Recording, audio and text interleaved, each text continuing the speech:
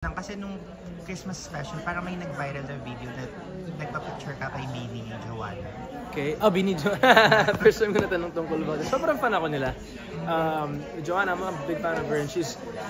Yung Bini kasi nakasama ko sila sa training. Before Monarch, nagte-training kami.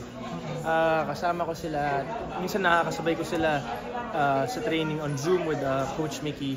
And, you know, it took a long time for them towards me na mag-warm up. Dati tawag nila sa akin, Kuya, Tinig. Palagi yung mga ganun. No? Pero kasi nakakatuwa yung seeing yung ano nang narating nila. And si Joanna isa yun sa mga Bini members na parang siyang lumabas sa shell niya.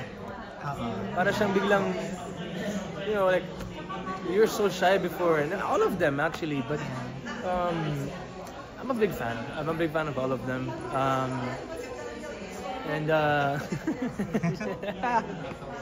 Pero hindi ka naman bias kay Bini Joanna lang. I am. I am. I'm a big ang hirap eh kasi they're all my peers, they're my friends. I'm a fan of Mika, Aya, Joanna, all of them.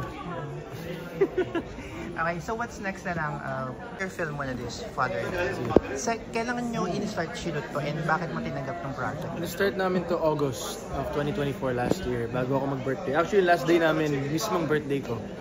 And bakit ko siya tinanggap? I mean, Joel Amangan. You know, hindi lahat ng nasa industry nakakatrabaho si Direk Joel. So I really wanted to work with him and, you know, to Allen and lahat ng kasama ko. I mean, the movies full of, you know, big names. And I couldn't pass on it. You know, I really wanted to challenge myself.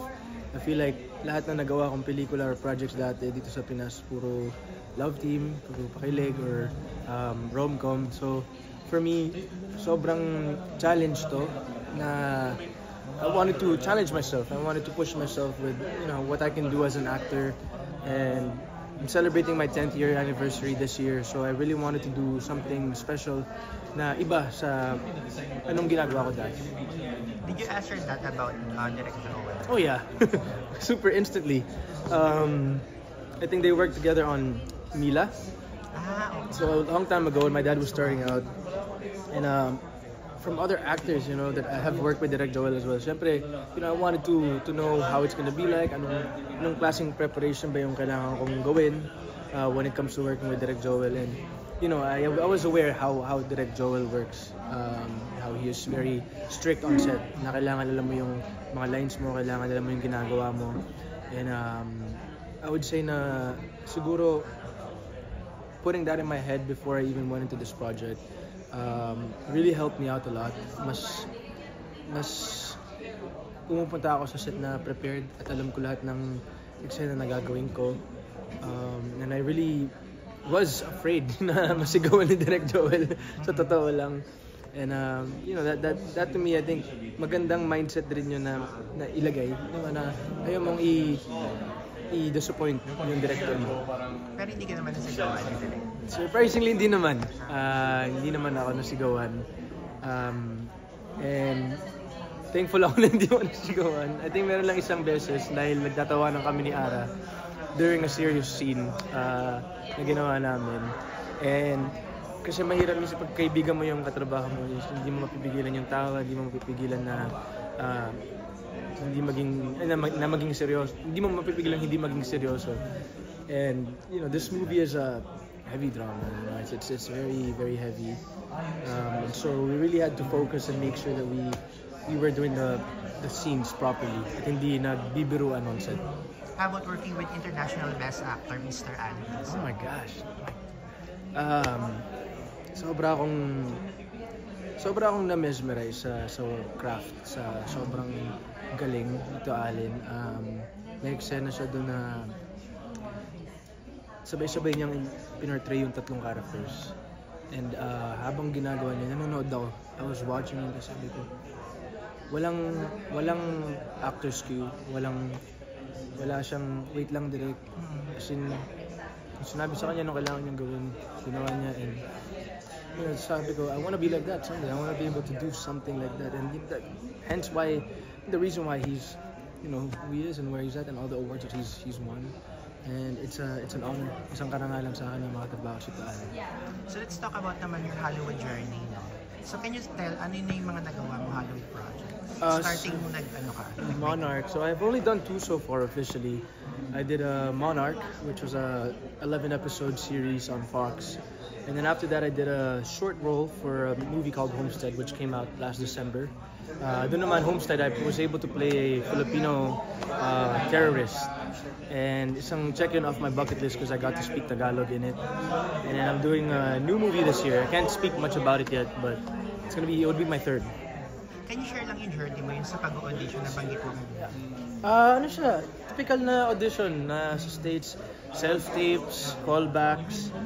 And sa akin na-enjoy ko yun kasi wala yung idea na anak ni Piolo, wala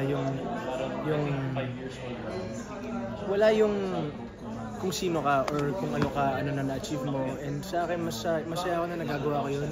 Every time I get to do a different character, a different role for auditions, para akong nag-workshop, para akong mas tinuturoan yung sarili ko na maging accepting sa character, mas maging open.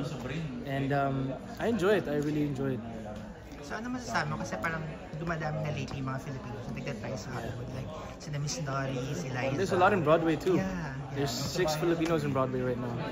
Nakakatuwa. I mean, you know, like these are the times, you know. It's happening and it's about time. It's been time. It's been time, you know. And sobrang daming talented na artists dito sa Philippines. And you know, it really makes me happy to see you know, my peers doing it in the States, doing it abroad. Liza, you know, she did a big character for that movie with Cole Sprouse, and you know, it's I guess for me, I'd want to encourage more artists, more actors here in the Philippines, singers as well, to go out and try out there because now they're more open to other ethnicities, they're more open to other cultures, like different sounds, and nakakatuwa kasi pwede ka nang maging bida na hindi ka na kailangan maging puti or itim or Amerikano or a stereotype. You know, it's Bridgerton for that matter. You know, there's so many projects now for people like us. And ano naman yung mga namimiss mo dito sa Philippines, specifically sa showbiz industry? Namimiss ko syempre yung mga kaibigan ko. Namimiss kong katrabaho yung tatay ko. Namimiss ko yung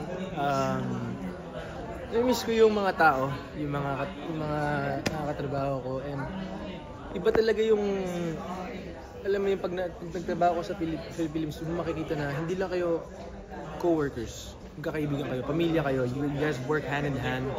And that's something that I won't say, hindi naman na sa wala yun sa States, pero iba yung connection pag nandito ka nagtrabaho. It's a teamwork. It's something that not just one person can put more effort. Everyone has to put in the same amount of effort for something to work. And syempre yung pagtambay sa set, nakakamiss tumambay sa set. ASAP, nakakamiss yung ASAP, mga kaibigan. I miss performing. I'm happy that I still get to perform. You know, I still get to do ASAP every time I come back here. Sa kapag nag-US stores? Yeah, pag may mga shows abroad, yun din, I love doing that. Then, last, kasi yung maraming mga supporters mo na nakakamiss sa'yo dito, like sa mga Kumu fans mo, and sa mga supporters mo, ano yung next na aabangan naman sa'yo, aside from this Fatherland? Ayun, syempre, I mean, I'm be doing a movie in the States. Hopefully, this time, mapalabas to dito, yung movie na ginawa ko. And also, my music, I'm still working on my music. I released a trilogy last year, yung three songs about the phases of a breakup.